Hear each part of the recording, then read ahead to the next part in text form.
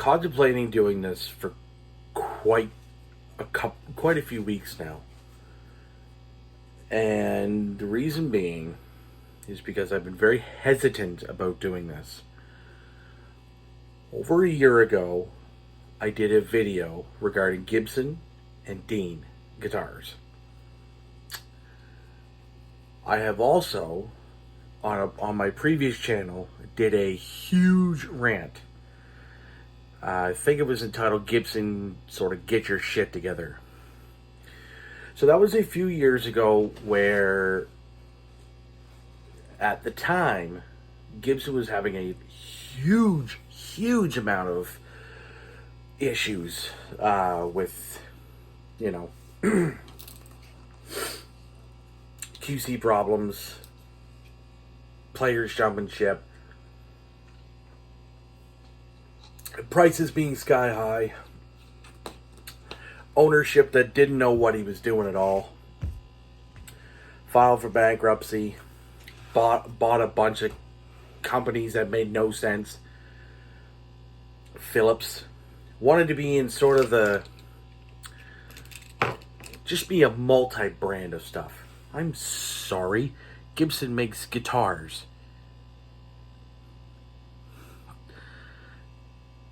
What are you doing? But that was back when. And I was quite sort of perturbed by that. And then a couple of years ago when they didn't even go to NAMM, it was like, oh, so it's happening. Until some way, somehow, Henry, the chief, either got fired or quit or whatever. In comes the Levi's kid, J.C. Curley. Now, J.C., I guess, from what I have read, is actually from Halifax, or in around Halifax, Nova Scotia area. Canadian kid. Takes over the company. Things start to change. And then the video comes out. We all know this video because it's circulated through the YouTube, and it wasn't good.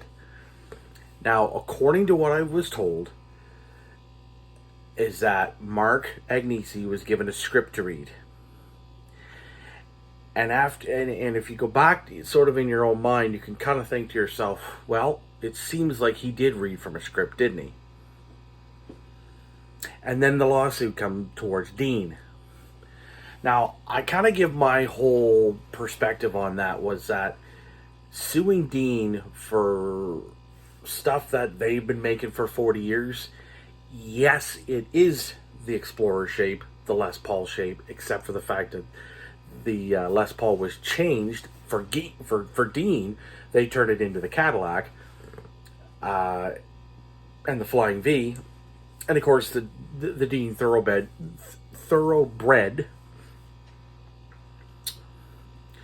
It's kind of a dumb thing to do,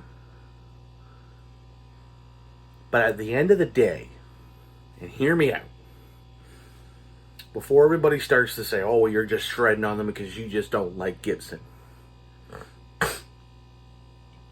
And that's not necessarily, it is and it isn't true. It's never been about the guitars themselves. It's been the decisions that were made from about 06 to 2017, 2018, in around that chunk of years. And it was quite bad. I mean, I know guys that would buy guitars, and the QC problems were just massive. And so, of course, you kind of wonder, are they doing this on purpose? And they're charging an absolutely outrageous price. And it kind of makes no sense. It kind of really makes no sense that this kind of thing would happen. And of course, the thing is that you've also got Epiphone. And Epiphone does some great things, and they did some great things, even though Gibson was kind of on their way sort of down. But when JC come around, and even though they had the Dean lawsuit, and of course there's the whole thing with, the Agnesi video, which probably got taken down rather quickly. They've revamped the company. They revamped Kramer. They've revamped Epiphone, or sort of gave them Epiphone a boost, as I should say. And KRK, the monitors. And then they've acquired Mesa Boogie. So I kind of think at the end of the day, I think they're trying to do good things. Now, I haven't heard anything bad about the new Mesa Boogies. As far as I know, the older stuff is still going to be the thing for the guys, because I know a lot of guys that play Mesa Boogies. I know a lot of guys that don't like Mesa Boogies. But when it comes to a guitar company, the good thing about Epiphone is the shapes. They're legendary. The V, the Explorer, and my two personal favorites. One which, of course, I am aware that this is not a Gibson, but it's the Les Paul, made by Epiphone, which you guys have already seen in my last video. Which, as I say, is in sort of a bad shape, but I need to get a hold of a buddy of mine to come by and give me a hand. And the SG. Now, the SG, of course, you're probably wondering why. Well, I mean, hello.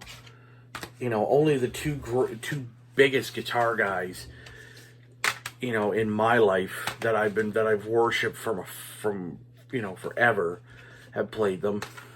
And the first time I saw one was on the Who Made Who album cover, but I'm not going to dig that out. But I literally sat there, and I don't know how long I stared at this album cover for. I mean, if that doesn't make you want to get one of those and rock, I don't know what else does. And of course, Tony Iommi from Black Sabbath. Tony, Angus, and I'm going to go through a long list of guys who have played Gibson guitars.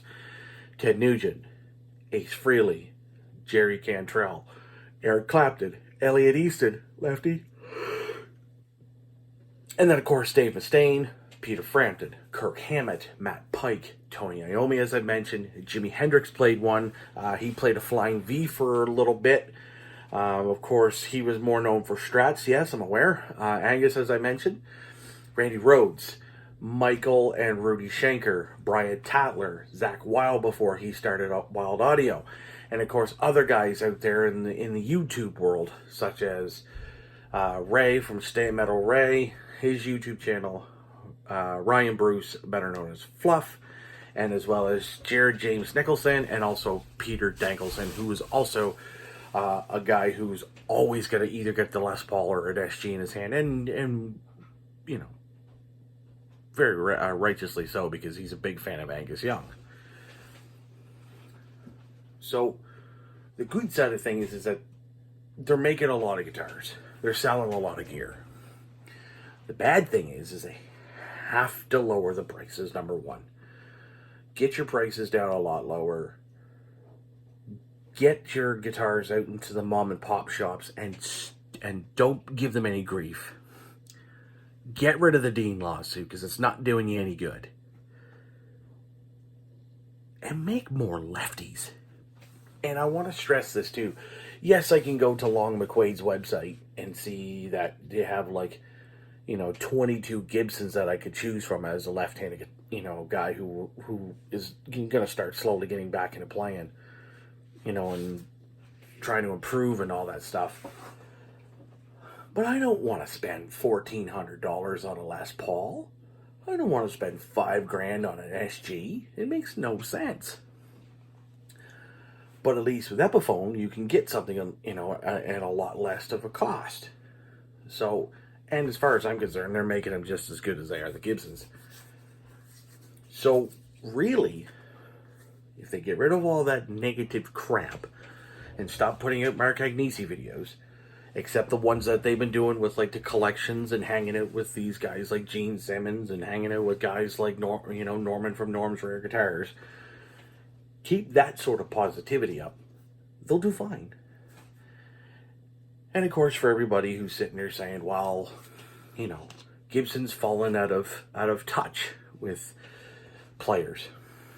You're not going to see these guys making 7 strings to appeal to the guys like Misha Mansour, or the guys that have, they're never going to make an 8-string guitar to appeal to the guys in the Legion.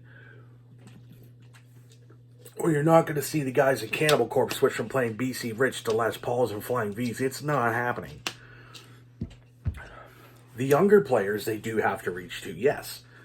But the thing is that if they see these guys that they worship, such as Gene, such as Dave Mustaine, Tracy Guns from LA Guns, and Snake Sabo, he's playing, I think he's playing a Kramer now, Kramer V, and all these older guys who inspired them to play, going back to Gibson, it might just help.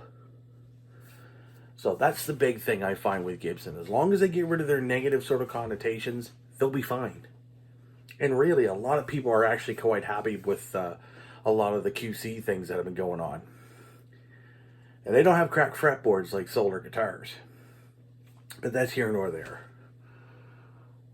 But I am happy that I've got the chance to borrow, this Les Paul from my guitar player. Once I get the chance to get a hold of a buddy of mine to get a little refresh and put these bad boys on there. These are the Ernie Ball skinny top heavy bottom strings. Get it tuned up. We're gonna learn some stuff, and who knows what's gonna happen.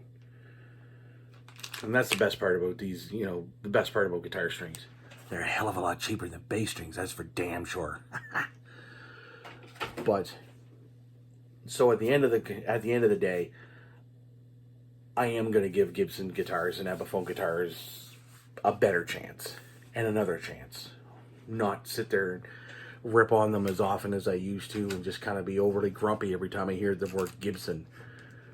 Because as I said, with this record here, with that SG, and then, watching Led Zeppelin videos and just watching all of these videos, seeing guys playing Les Pauls, like Zakk Wylde is, being a big Ozzy fan, but seeing him play a Les Paul and the way he played it was just unreal, and I just fell in love with the SG and the Les Paul. So, anywho, so far, I appreciate, basically I appreciate everybody watching. I hope I can get some form of views. I mean, I normally am used to talking about records, but I think we're going to start adding some bits of guitar in here too, because a lot of the stuff I listen to has guitar in it. So thank you very much for watching, and I'll keep my eye on you, Gibson. Make sure you're doing the right thing. Keep the horns up.